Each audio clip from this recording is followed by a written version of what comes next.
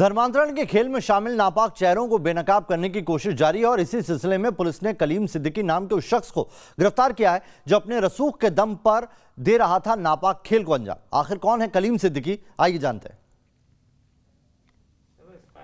इस्लाम, दीन, अल्लाह, उसके रसूल, मस्जिदें सिर्फ मुसलमानों के लिए तो नहीं है। कहां से आया कि सिर्फ मुसलमानों के लिए?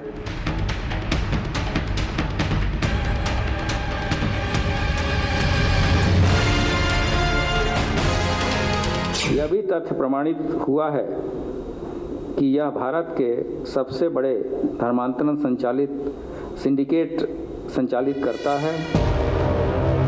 धर्मांतरण के खेल का बड़ा खिलाड़ी कलीम सिद्दीकी अब सलाखों में है। धर्मांतरण के सिंडिकेट का मास्टरमाइंड कलीम की काली करतूत जग जाहिर हो चुकी है। अपने रसूख का इस्तेमाल कर धर्मांतरण के खेल को अंजाम देने वाले कलीम सिद्दीकी के चेहरे से उठ चुका है नकाब। 64 साल का मौलाना कलीम सिद्दीकी का नाम दूसरी मर्तबा लोगों की जुबां पर आया है। ग्लोबल पीस सेंटर और जमीयत वलीउल्लाह के अध्यक्ष मौलाना कलीम सिद्दीकी पहली बार उस वक्त चर्चा में आया जब उसने एक्ट्रेस सना खान के निकाह में काजी की भूमिका अदा की थी। उत्तर प्रदेश के मुजफ्फरनगर जिले के फूलत गांव के रहने वाला कलीम यूं तो जामिया इमाम वलीउल्लाह इस्लामिया मदरसा चलाता है। शुरुआती तालीम गांव के ही मदरसे में लेने के बाद कलीम ने पिकेट इंटर कॉलेज खतौली से विज्ञान में इंटरमीडिएट किया। मेरठ कॉलेज मेरठ से बीएससी पास की और फिर लखनऊ के नदवतुल उलेमा मदरसे से आलिमियत की पढ़ाई पूरी की। वो इस्लामिक स्कॉलर है और ग्लोबल पीस सेंटर के अध्यक्ष। इसके अलावा वो जमीयत वलीउल्लाह का अध्यक्ष भी है। लेकिन बीते 15 सालों से मौलाना कलीम दिल्ली के शाहीन बाग में रहता था। ये कलीम सिद्दीकी का रसूख है कि धर्म परिवर्तन सिंडिकेट चलाने के आरोप में उसकी गिरफ्तारी ने सियासी रंग ले लिया है। समाजवादी पार्टी के सांसद शफीकुर रहमान बर्क ने कलीम की गिरफ्तारी पर ऐतराज जताया, जबकि एडीजी प्रशांत कुमार ने इस बात का खुलासा किया है कि इस मामले में पहले जिन 10 लोगों की गिरफ्तारी हुई थी उनसे पूछताछ के बाद कलीम का नाम सामने आया। बकौल पुलिस जांच में तथ्य सामने आए कि मौलाना कलीम सिद्दीकी अवैध धर्मांतरण के कार्य में लिप्त है और विभिन्न प्रकार की शैक्षणिक, सामाजिक, धार्मिक संस्थाओं की आड़ में ये देशव्यापी स्तर पर चल रहा है, जिसके लिए विदेशों से भारी फंडिंग प्राप्त की जा रही है। फौरी तौर पर की गई तफ्तीश के बाद कुल 3 करोड़ रुपए की फंडिंग के साक्ष्य मिले। एडीजी ने बताया कि अभी तक की जांच के मुताबिक मौलाना के ट्रस्ट के खाते में एक मुश्त 1.5 करोड़ रुपया बहरीन से आया। इससे पहले उमर गौतम और उसके साथियों को ब्रिटिश आधारित संस्था से लगभग 57 करोड़ रुपए की फंडिंग की गई थी, जिसके खर्च का ब्यौरा अभियुक्त दे नहीं पाए। Team news nation. धर्मांतरण के मामले में गिरफ्तार कलीम सिद्दीकी से पूछताछ के बाद न सिर्फ कई बड़े चेहरे सामने आ रहे हैं, बल्कि कहा तो यह भी जा रहा है कि कलीम सिद्दीकी धर्मांतरण के सिंडिकेट का सबसे बड़ा खिलाड़ी था, जिसके तार पूरे देश से जुड़े हैं।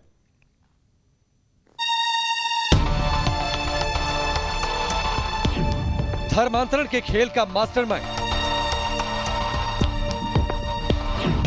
गिरफ्त में धर्मांतरण की बड़ी मछली। कई राज्यों से जुड़े हैं कलीम के तार। कलीम की करतूत का कच्चा चिट्ठा।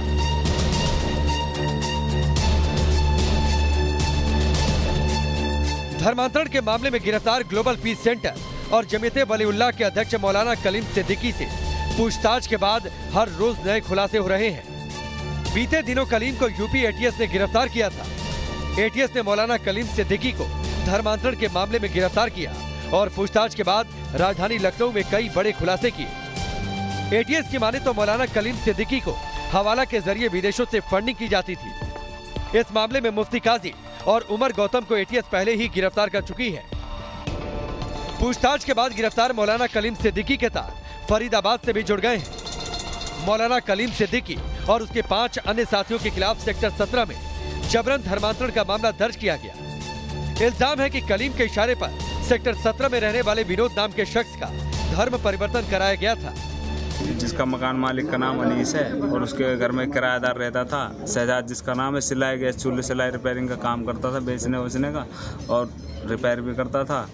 और उस टाइम मैं स्कूल पढ़ता था 2011-12 में, तो उसके साथ मेरी दोस्ती हुई, आना जाना हो गया उसके साथ में। तो उसने मेरे को इस्लाम धर्म के बारे में बताया कि हमारा मज़हब कितना अच्छा है, तुम लोग पत्थरों की पूजा करते हो, मूर्तियों की पूजा करते हो। तो हिंदू मज़हब का बुरा बुरा बोलने लगा उल्टा सीधा कि जिस मूर्ति की तुम पूजा करते हो कहीं नाली में पड़ी रहती है, कहीं इधर उधर पड़ी रहती है, फिर तुम उसी की इबादत करते हो, पूजा करते हो, इससे अच्छा तुम इस्लाम धर्म कबूल कर लो। बकौल विनोद वो अपने परिवार के साथ सेक्टर 17 में रहता था। उसी वक्त पड़ोस में रहने वाले एक युवक ने न सिर्फ उसकी मदद की थी बल्कि उसका ब्रेन वॉश भी किया था। पीड़ित विनोद की माने तो उसे दिल्ली के शाहीन बाग की एक मस्जिद में मौलाना कलीम सिद्दीकी से मिलवाया गया, जहां उसने विनोद को गले लगाते हुए उसका धर्मांतरण करवा दिया और उसका नाम नूर मोहम्मद रख दिया। धर्मांतरण के बाद विनोद को गुजरात भेज दिया गया था, जहां से उनके चंगुल से छूटकर आए विनोद ने यह भी खुलासा किया है कि मौलाना कलीम सिद्दीकी का एक साथी दिलशाद उसे पाकिस्तान में आतंकवाद की ट्रेनिंग के लिए भेजने की भी बात कहा करता था, जिसकी वजह से वो हमेशा डरा डरा रहता था। कलीम सिद्दीकी जो कल अरेस्ट हो चुका है, वो इस तरह के बच्चों को भ्रमित करता है और उसका नेटवर्क पूरे मेवात में, यूपी में, हरियाणा में, पंजाब में, चारों तरफ है। उसके जो गुर्गे हैं वो इस तरह का शिकार करके लाते हैं और इसको वहाँ पीस सेंटर पे पहुँचाते हैं। वो इनका ब्रेन वॉश करता है वहाँ। तो ऐसे ही इसका ब्रेन वॉश करा गया, इसको वहाँ रखा गया और धीरे धीरे इसकी यातना इसको दी गई। इसको कम से कम 3 बार 4-4 महीने का इसको ट्रेनिंग दी गई और उसके बाद इसको एक फाइनल ट्रेनिंग देनी थी। उससे घबरा के ये फिर उसने सोचा मैं यहाँ से जान बचाऊँ, तब ये वहाँ से निकल के भागा। उसके बाद उन्होंने पीछा नहीं छोड़ा इसका, तब ये हमारे पुलिस की इसने मदद ली। खौफ की वजह से बीते 2 सालों से विनोद गुमनामी की जिंदगी जीने के लिए मजबूर था, लेकिन बीते दिनों उत्तर प्रदेश पुलिस के कब्जे में आए धर्मांतरण के गुनहगारों की करतूत देखने और सुनने के बाद विनोद ने अपने मामले की शिकायत पुलिस से की थी। युवक विनोद ने थाना सेक्टर 17 में शिकायत दी कि उसका 5-6 लोगों ने धर्म परिवर्तन करा दिया अपनी बातों में फंसा के, और जब वो कक्षा 9 में पढ़ता था तब से उसके संपर्क में थे। उन लोगों ने एक मस्जिद में उसे मौलवी द्वारा कलमा पढ़ा दिया गया। शिकायत से संबंधित धाराओं के अंतर्गत मुकदमा दर्ज करके कार्रवाई की जा रही है। विनोद ने कलीम सिद्दीकी के खिलाफ पुलिस को लिखित शिकायत दी है। साथ ही बताया है कि उसके साथ कुछ और भी थे जिनका धर्म परिवर्तन करवाया गया था। इसके साथ मैं जब इसको मैंने एक दिन देख लिया थोड़ा से कि ये कहने लगे मम्मी मेरे को ये धर्म अच्छा लगता है। हमको पागल तो नहीं होगा, अपने धर्म में अच्छा लगता है। कोई अपने अपने धर्म में सबको अगवाते हैं, कोई दूसरे धर्म में क्यों अगवाते हैं? वो बहुत गंदे लोग होते हैं। पता नहीं तुझे अपने भारत में कितना क्या कर रहे हैं। कहता नहीं मम्मा, ये उसका नाम नहीं बताया कभी से, आज तक नहीं बताया। अब इसने नाम बताया है कि मेरे को ऐसे जब इस पे भीजी है हर चीज़ की, हम लोगों से लड़ाई कर के भग जाता था। 2 दिन के लिए आता है, घर में महाचाल करके चला जाता। हम रो रो के परेशान हो जाते कि हमारे बच्चों को क्या हो गया। फिलहाल पुलिस कलीम सिद्दीकी के हरियाणा के तार को सुलझाने में लगी है। उम्मीद की जा रही है कि धर्मांतरण के खेल की इस बड़ी मछली के चंगुल में आने के बाद कई और लोगों के चेहरे बेनकाब होंगे। Team news nation. फरीदाबाद के विनोद की कहानी सुनने के बाद अब हम आपको बताते हैं एक और शख्स की जुबानी कलीम सिद्दीकी के काले करतूतों की कहानी।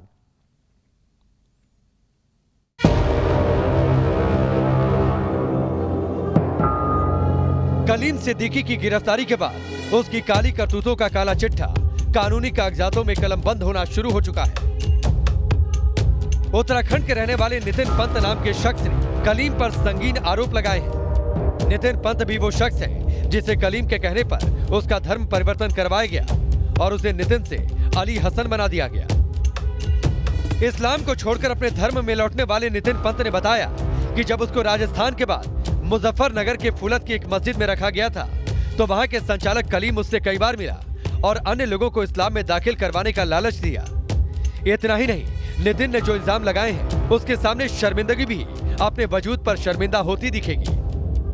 तुम कलीम जो सिद्दीकी हैं जो उस फूलत कस्बे के मस्जिद में थे, उनसे कितनी बार मुलाकात होती है और क्या क्या वो कहा करते थे तुम्हें? उनसे मेरी 8-9 बार मुलाकात हुई जी। वो हमेशा एक ही बात कहते थे, भाई विदेशों से पैसा आ रहा है, अरब से पैसा आ रहा है, पाकिस्तान से पैसा आ रहा है, हाँ। आप हिंदू लड़कियों को फंसाओ, हिंदू लड़कों को नशे की आदत डालो, लड़कियों के वीडियो बनाओ, और उनको धर्मांतरण के लिए अपनी तरफ लाओ, अच्छा मुसलमान बनाओ। अच्छा पैसों की आपको ज़रूरत पड़े तो पैसे मांगो, पैसों की कोई कमी नहीं है, विदेशों से पैसा आ रहा है, हथियार जो चीज़ चाहिए आपको सब मिलेगा, किसी तरह उनको अपनी तरफ खींचो। नितिन ने दिल्ली के रोहड़ी इलाके में कलीम के एक और दफ्तर की बात कही है।